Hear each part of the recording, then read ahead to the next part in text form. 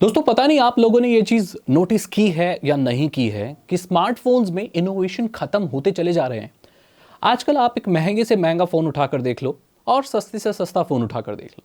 जब तक आप उसकी मेन्यू नहीं खोलोगे, जब तक आप उसमें इन डेप्थ डिटेल्स में नहीं जाओगे, आप देखकर बता नहीं सकते कि वो महंगा फोन है, 1 लाख रुपए वाला, 50 हज़ार रुपये वाला या 10-20 हज़ार रुपये वाला।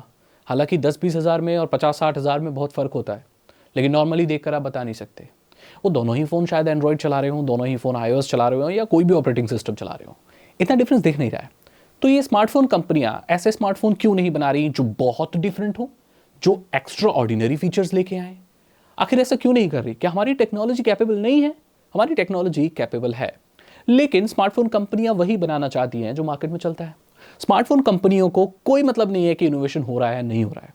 स्मार्टफोन कंपनी एक कंपनी है, उसे पैसा कमाना है और वो ऐसे ही फोन बनाएगी जो मार्केट में चलते हैं, जो लोग खरीदते हैं। वो ऐसे फोन क्यों बनाएगी चाहे उसमें एक्स्ट्रा ऑर्डिनरी इनोवेशन हो, जो इनोवेशन के नाम पर तो बहुत अच्छा हो लेकिन मार्केट में बिके ही नहीं, उसके ज़्यादा कस्टमर्स हो ही नहीं।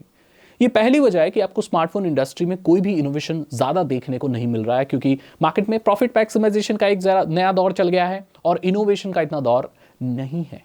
स्मार्टफोन मार्केट इतनी ज़्यादा कॉम्पिटिटिव है कि आपने देखा होगा इतने सारे ब्रांड हैं और एक प्राइस रेंज में इतनी लड़ाइयाँ चल रही हैं कि आजकल जो रिव्यूअर्स हैं, जो रिव्यू करते हैं, उनके खुद में सर में दर्द रहने लगा है, क्योंकि 15,000 में अगर वो कोई फ़ोन बताते हैं तो हर ब्रांड में एक से एक कंपटीशन है।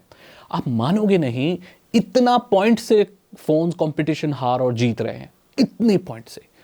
3-4 फ़ोन हैं, उनमें सब में 16 मेगापिक्सल का सेल्फी है, सब में वो है, बस 1-2 पॉइंट अगर कोई इधर हो उसके हिसाब से उन लोगों को फ़ोन को रैंक करना पड़ता है, just on the basis of points.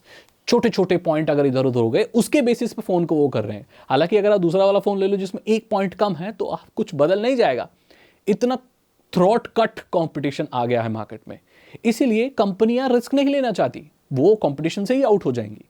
अगर कोई ऐसी कंपनी आती है, फॉर एग्जाम्पल मैं बताता हूं आपको, जो सिर्फ यूट्यूबर्स के लिए फोन बनाए, सुनने में बहुत अच्छा कॉन्सेप्ट है, यूट्यूबर्स के लिए फोन, ऐसा फोन जो कंटेंट क्रिएटर को हिसाब में रख के बनाओ, उसमें कैमरा उस हिसाब से हो, फ्लिप स्क्रीन हो या आप सामने से देख सकें, आप रील्स क्रिएट कर सकें, उसमें जो कैमरा का जो ऐप हो वो ऐसी हो कि आप 30 सेकंड 60 सेकंड्स की वीडियो बना सकें, यूट्यूब पे व्लॉग मोड अलग हो, डायरेक्ट पोस्टिंग का हो, एडिटिंग का सॉफ्टवेयर पहले से फ़ोन में डल के आए। सो एक बहुत अच्छी निश है ये, लेकिन ये मास ऑडियंस को अपील नहीं करेगी क्योंकि दुनिया में हर कोई यूट्यूबर नहीं है।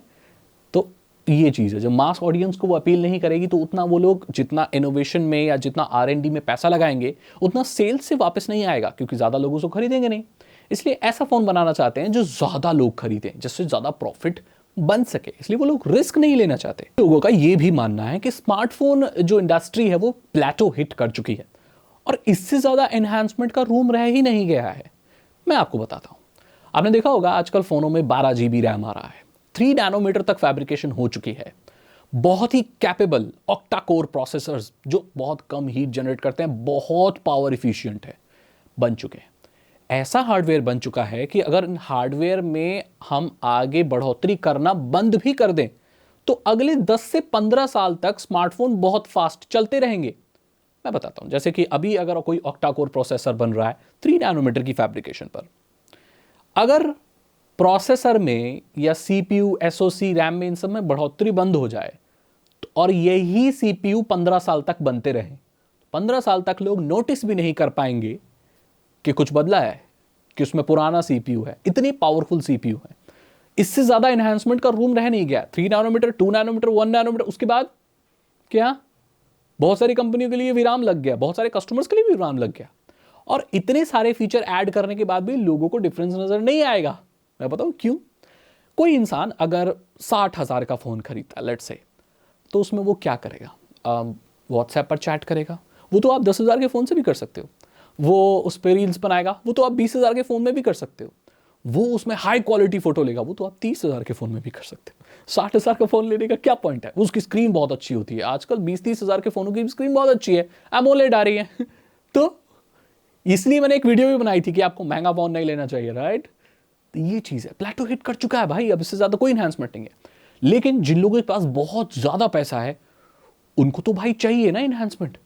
टेक्नोलॉजी वाइज तो उनको कुछ एक्स्ट्रा दे नहीं पा रहे। अगर आपके पास बहुत पैसे हैं, लाइक बहुत पैसे हैं, तो आप ज़्यादा से ज़्यादा क्या फ़ोन खरीदोगे? आईफोन जो भी लेटेस्ट मॉडल है, प्रो मैक्स मैक्स मैक्स जो भी आएगा उस जमाने का, या Samsung Galaxy S25 S26 ultra super ultra pro max जो भी है, 2-2.5-3 लाख का फोन आ जाएगा। लेकिन खरीदने वाले को बोलना नहीं, मुझे तो 10 लाख का फोन चाहिए। मार्केट में 10 लाख का कोई फोन ही नहीं है, तो क्या करें? तब एक चीज आती है, जब कोई भी अमीर इंसान या कोई भी पैसे वाला इंसान या बहुत कोई बड़ी कंपनी इनोवेशन में कुछ नहीं कर पाती, तो वो फोनों में डायमंड, सोना ये सब लगाना शुरू कर देती है। क्योंकि टेक्नोलॉजी वाइज इन्हांसमेंट कर ही नहीं सकते आप, तो फोन को महंगा कैसे बनाएं? सिंपल, उसमें गोल्ड लगा दो, सिंपल, उसमें डायमंड लगा दो। एक सही का अगर कोई दुनिया में अगला टोनी स्टार्क या कोई ऐसा इनोवेशन वाला आदमी आएगा ना, तो वो पैसे लगा के ऐसा फोन बनाएगा जिसकी प्रोसेसिंग सुपर कंप्यूटर के हिसाब की हो, जो कि अभी पॉसिबल नहीं है। लेकिन पैसा तो खर्च करना है, तो वो क्या करेगा? वो फोन में डायमंड लगा देगा। क्योंकि टेक्नोलॉजी में वो उससे आगे कुछ कर ही नहीं सकता। टेक्नोलॉजी में वो अपाहिज है, उसको टेक में कुछ करना आता नहीं है, या हमारी करंट टेक्नोलॉजी के हिसाब से है ही नहीं। तो वो अपना पैसा कहाँ लगाए? तो वो पैसा लगाएगा डायमंड में। ऐसे फोन आते हैं जो एग्जॉटिक मटेरियल से बने होते हैं।